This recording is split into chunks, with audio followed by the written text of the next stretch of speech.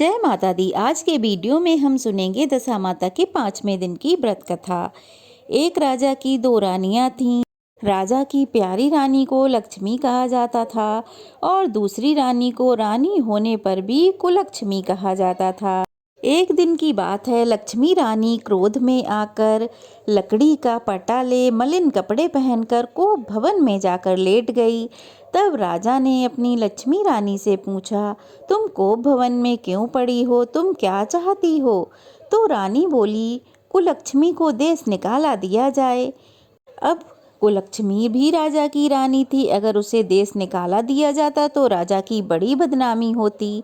तो इसलिए राजा ने सोचा कि क्यों ना इसे इसके पीहर में छोड़ दिया जाए। अब क्या था, राजा ने पटरानी को एक रथ में सवार कराया और स्वयं घोड़े पर चढ़कर रथ के साथ में चलने लगा।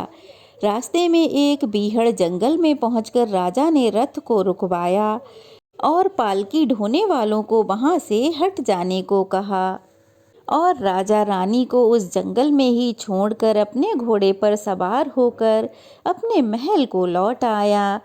कुलक्ष्मी राजा की बाट देखती रही। रात बीत गई, राजा लौटकर नहीं आया। रानी को प्यास लगी, वह रथ से उतरी और पानी की तलाश में चल दी।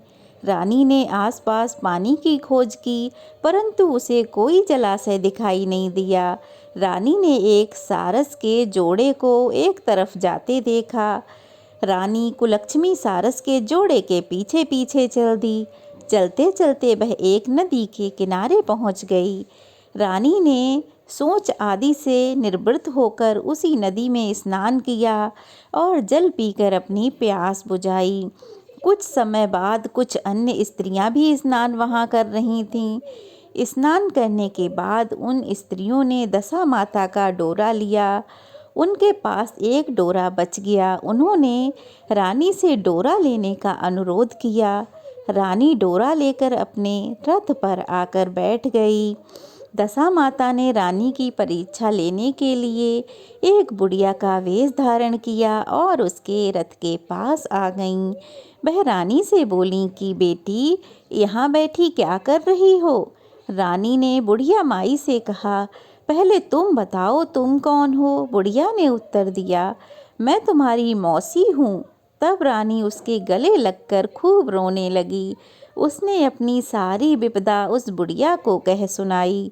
अंत में रानी ने बुढ़िया से कहा, अब मुझे केवल तुम्हारा ही आसरा है, मेरी रक्षा करो। दशा माता की कृपा से उसी जगह माया का एक शहर बन गया। रानी के भाई भाभी आदि सारा मायका वहाँ प्रकट हो गया। रानी ने अपने पीहर के साथ मिलकर 9 दिन दशा माता की कथा कहानी सुनी। 10वें दिन डोरे की पूरे विधि विधान के साथ पूजा की।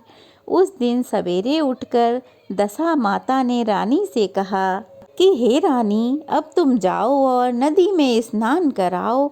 वहाँ तुमको स्वर्ण कलश मिलेगा, तुम उसे ले आना और जो डोली तुम्हें लेने आए उसमें बैठ जाना। किसी से मत पूछना कि यह डोली किसकी है। अब क्या था, रानी नदी में स्नान करने गई। स्नान किया। वह स्नान करके बाहर निकल आई तो उसे 2 स्वर्ण के कलश नदी किनारे मिले। उन्हीं के पास रेशमी वस्त्र भी रखे थे। उन वस्त्रों को रानी ने पहन लिया। वह चलने को तैयार हुई तो उसे एक डोली आती दिखाई दी। वह डोली में बैठ गई और अपने घर को आ गई। अब क्या था, घर पहुंचकर उसने माया के परिवार की सब महिलाओं सहित दशा माता के डोरे की पूजा की, सुहागिनों को भोजन कराया। इसके बाद व्रत का पारण किया। अब रानी अपने पीहर में आनंद पूर्वक सबके साथ मिलकर खुशी खुशी रहने लगी। इधर कुछ समय बाद राजा को रानी कुलक्ष्मी का ध्यान आया। राजा ने विचार किया कि जिस दिन से मैं रानी को जंगल में छोड़कर आया हूँ, तब से उनका कोई समाचार नहीं मिला। एक बार चलकर देखना चाहिए कि रानी कुलक्ष्मी का क्या हाल है। मंत्रियों ने राजा को समझाया कि अब रानी से मिलना आपके लिए ठीक नहीं होगा, परंतु राजा ने मंत्रियों की कोई बात पर ध्यान नहीं दिया। वह अपने घोड़े पर सवार होकर उसी स्थान पर पहुँचे जहाँ पर उन्होंने रानी को छोड़ा था। राजा को यह देखकर बड़ा आश्चर्य हुआ कि यहाँ तो एक बियावान जंगल हुआ करता था, परंतु अब यहाँ यह रमणीक बस्ती कैसे बसी हुई है। राजा ने लोगों से पूछा, यह कौन सी नगरी है? लोगों ने उसे बताया कि यह कुलक्ष्मी नगर है। अब तो राजा के आश्चर्य का ठिकाना ही नहीं रहा। वह बार बार सोच रहा था कि क्या यह नगर मेरी पटरानी कुलक्ष्मी द्वारा बसाया हुआ नगर है। राजा ने कुलक्ष्मी के महल के पास जाकर सूचना भिजवाई कि उससे अमुक देश के राजा मिलना चाहते हैं। रानी ने राजा को पहचान कर मिलने से मना कर दिया, परंतु मौसी ने उसे समझाया कि हिंदुओं में तो पति परमेश्वर माना जाता है। तुम्हें यही उचित है कि तुम यथाशक्ति उनका आदर सत्कार करो। अब क्या, मौसी के कहने पर रानी कुलक्ष्मी ने राजा को अपने महल में बुलवाया। दोपहर को राजा को भोजन पर बुलवाया गया। राजा के साथ नाई भी था। रानी, राजा और नाई भोजन करने लगे।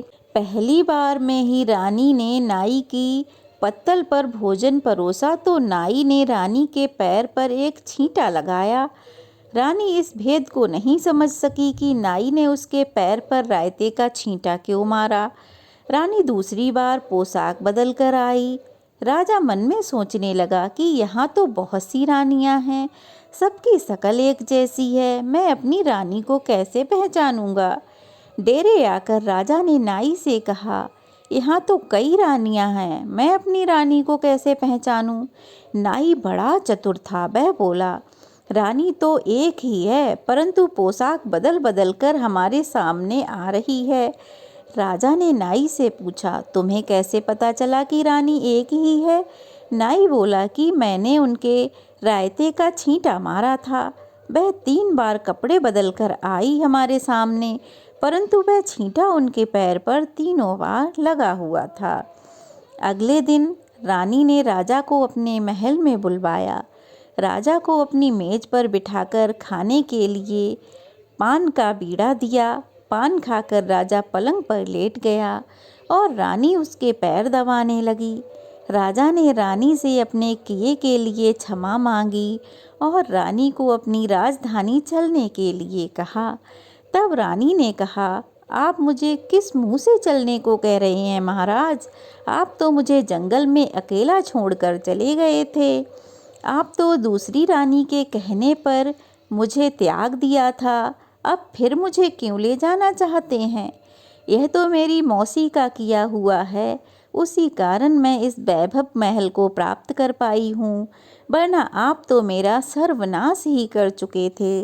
राजा ने रानी को बहुत समझाया। तब रानी बोली, मैं केवल एक शर्त पर ही आपके साथ चल सकती हूँ। आप मेरी मौसी से वरदान मांगेंगे कि यह नगरी आपकी राजधानी के पास पहुँचा दे, जिससे जब मेरा मन चाहे मैं आपके पास रहूं और जब जी चाहे तो मैं अपने मौसी के दिए हुए महल में चली जाऊं। मेरी मौसी बड़ी दयालु है, संभव है कि वह मेरी बात जरूर मान जाएगी। अब क्या था, राजा ने दशा माता मौसी से प्रार्थना की कि राजा ने कहा कि हे मौसी, आप मेरी रानी की बातें मान लो। तब मौसी ने राजा की बात मानकर दोनों शहरों को आसपास स्थापित कर दिया, मानो एक दूसरे का ही भाग हो। राजा ने दशा माता की कृपा का फल जानकर शहर में ढिंढोरा पिटवा दिया कि उनकी प्रजा दशा माता की पूजा किया करे। अब कुलक्ष्मी रानी अपने महल में बड़ी खुशी खुशी रहने लगी। जब उसका जी चाहता वह अपनी मौसी के महल में जाती और जब जी चाहता वह राजा के महल में जाती। हे माँ भगवती दशा माता, जिस प्रकार आपने कुलक्ष्मी रानी पर दया की, वैसी ही सब पर करना। जो इस कथा को पढ़े सुने अथवा हुंकारा भरे, उनकी सभी मनोकामनाएं पूरी करना। बोलो दशा माता की जय। जय दशा मैया की। आज की कथा यहीं तक। अगर कथा अच्छी लगी तो वीडियो को लाइक करके शेयर करें और अगर नए हैं तो प्लीज़ चैनल को सब्सक्राइब जरूर करें। जय माता दी। अगर आप लोगों ने पीछे की दशा माता की कहानी नहीं सुनी है तो मेरे चैनल पर जाकर ज़रूर सुनिएगा।